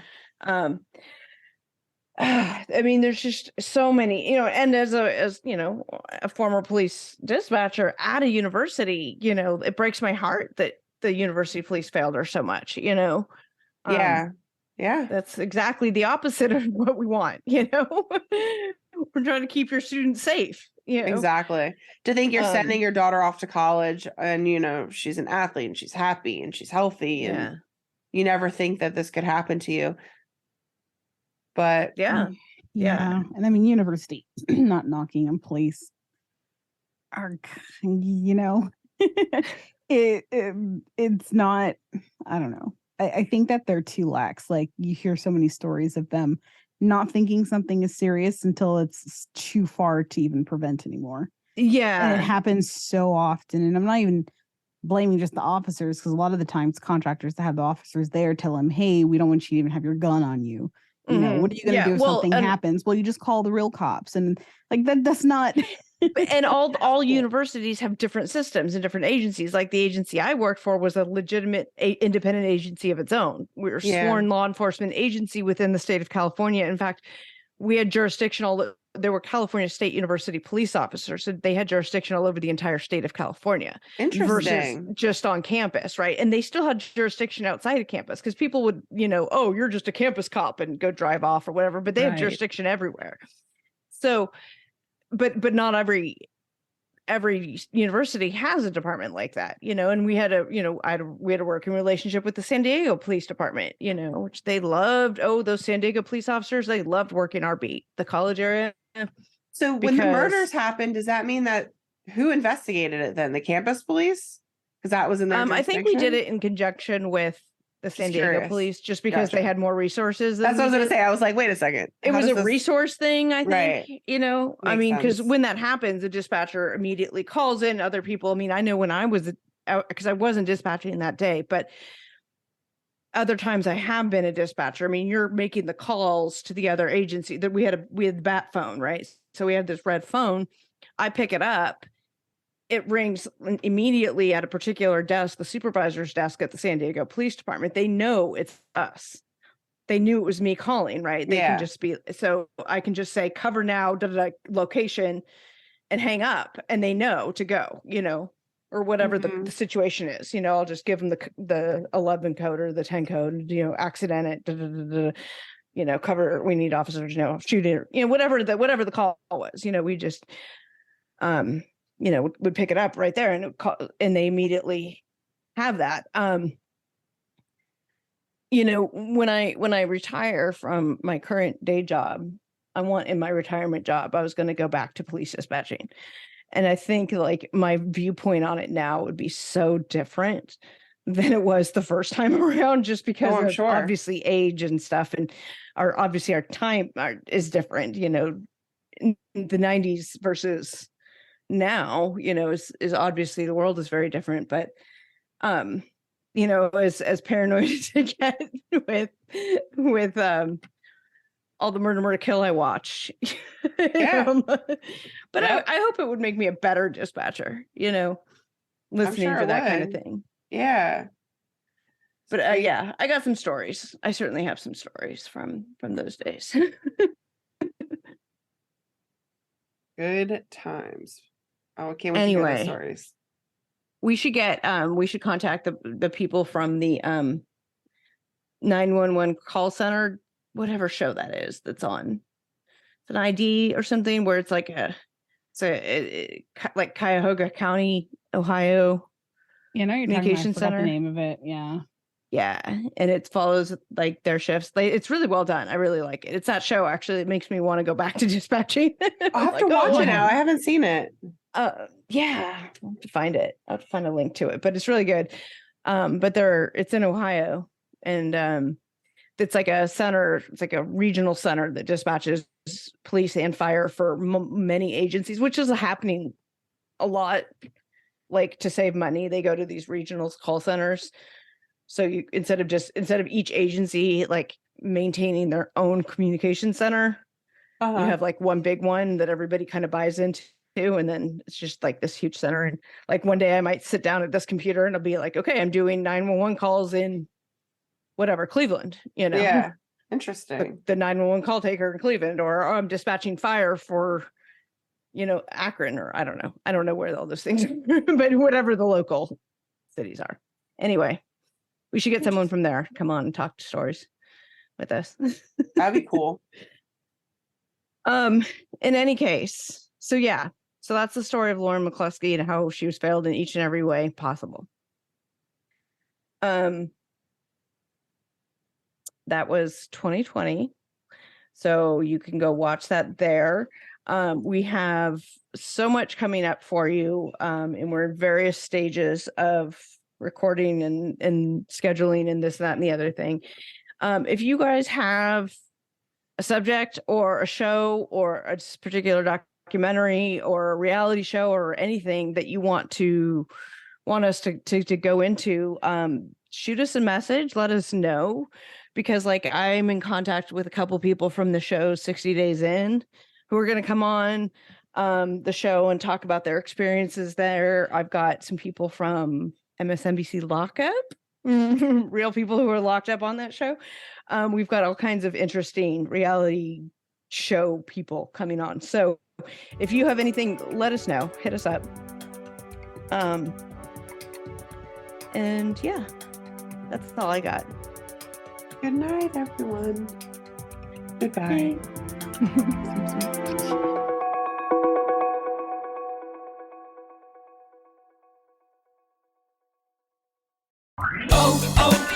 O'Reilly. Replace your worn-out wiper blades and see the road better with help from O'Reilly Auto Parts. Right now, save $10 on a pair of Trico Force wiper blades. O Rewards members get 4 times points and receive a $5 reward with purchase. Our professional parts people will even install your new wiper blades for free. Stop by O'Reilly Auto Parts or visit O'ReillyAuto.com. O'Reilly Auto Parts. So, how does it feel when you play Roll Up to Win with Tim Hortons? Buy a hot or cold beverage using the Tim's app and find out. Roll in the app for a chance to win prizes ranging from free coffee and donuts to a Universal Orlando resort vacation or a sweet car. Oh, don't forget the TV. And this year, every roll is a shot at a $1,000 daily giveaway drawing for 2 $500 prizes. Roll up to win and get treated by Tim's. No purchase necessary. Account registration required. 50 U.S. and D.C. 18 plus entered by 4/2/23. See rules at rolluptowin.com for free entry and full details. Void in Florida and where prohibited.